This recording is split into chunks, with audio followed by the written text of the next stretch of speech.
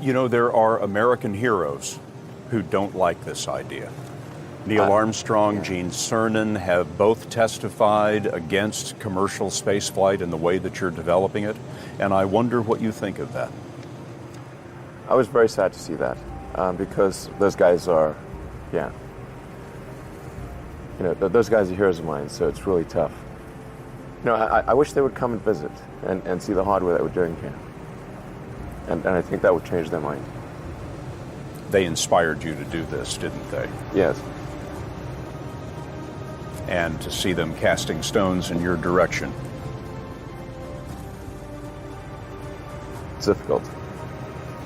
Did you expect them to cheer you on? So they're hoping they would.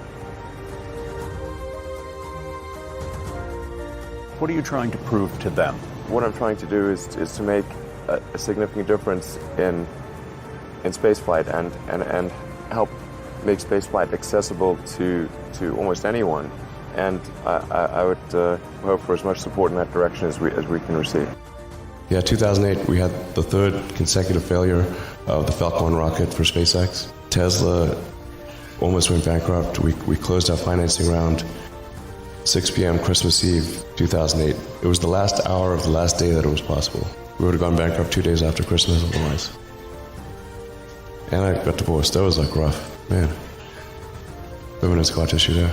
I gave basically both SpaceX and Tesla from the beginning a probability of less than 10% of likely to succeed.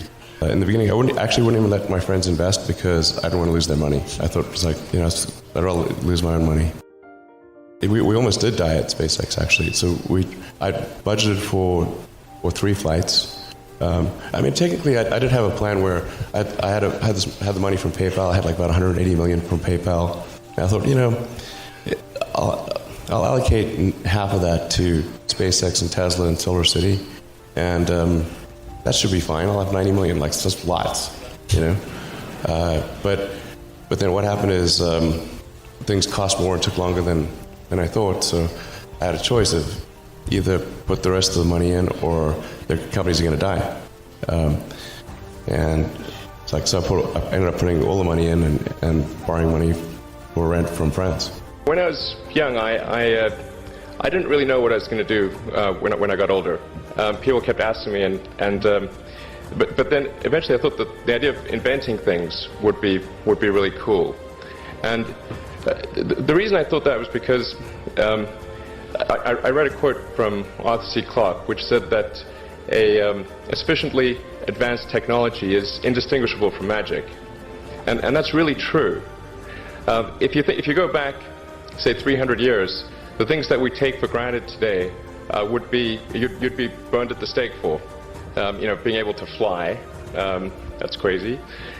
Being able to see over long distances, being able to communicate, having effectively with the internet a group mind of sorts, and having access to all the world's information instantly from almost anywhere on the earth. This is stuff that really would be magic, or would be considered magic in times past. In fact, I think it actually goes beyond that, because there are many things that we take for granted today that weren't even imagined in times past. They weren't even in the realm of magic. So it actually goes beyond that. So I thought, well, if I can do some of those things, basically if I can advance technology, then that's like magic, and that would be really cool. And I also had sort of a slight existential crisis, because I was trying to figure out what does it all mean? Like, what's the purpose of things? And I came to the conclusion that if we can advance the knowledge of the world, if we can do things that expand the scope and scale of consciousness, then we're better able to ask the right questions and become more enlightened, and that's really the only way forward. Even if you're the best, there's always a chance of failure. So I think it's important that you really like whatever you're doing. If you don't like it, life is too short. If you like what you're doing, you think about it even when you're not working. I mean, it's something that your mind is drawn to. And if you don't like it, you just really can't make it work, I think. What kind of future do we want? Do we want a future where we are forever confined to one planet until some eventual extinction event, however far in the future that might occur? Or do we want to become a multi-planet species and then ultimately be out there among the stars and be among many planets, many star systems? And I think the latter is a far more exciting and inspiring future than the former. Mars is the next natural step. In fact, it's the only planet we really have a shot at establishing a self-sustaining city on. Once we do establish such a city, there will be a strong forcing function for the improvement of spaceflight technology that will then enable us to establish colonies elsewhere in the solar system and ultimately extend beyond our solar system. What gets me more excited is the fact that this would be an incredible adventure. I mean, it would be like the greatest adventure ever. And it would be exciting and inspiring. And there need to be things that excite and inspire people. Yeah. There have to be, reasons why you get up in the morning. It can't just be solving problems. It's got to be, something great's going to happen in the future. It's really a mindset. You have to decide we're going to try to do things differently. Well, provided that they're better. You shouldn't do things differently just because they're different. They need to be different and better. But I think you just have to sort of decide.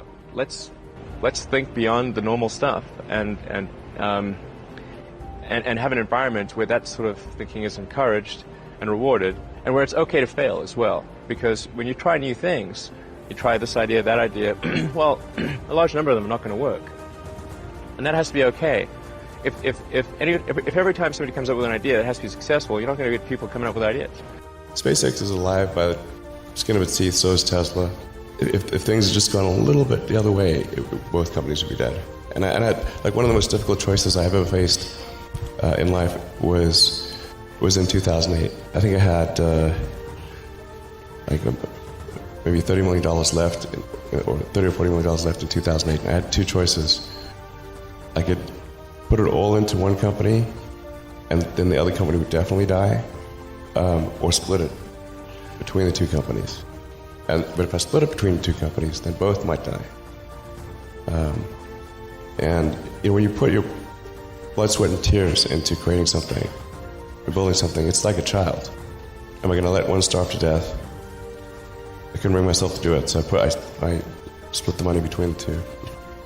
Fortunately, thank goodness, they both came through. The odds of me coming into the rocket business, not knowing anything about rockets, not having ever built anything, I mean, I would have to be insane if I thought the odds were in my favor. Why even begin?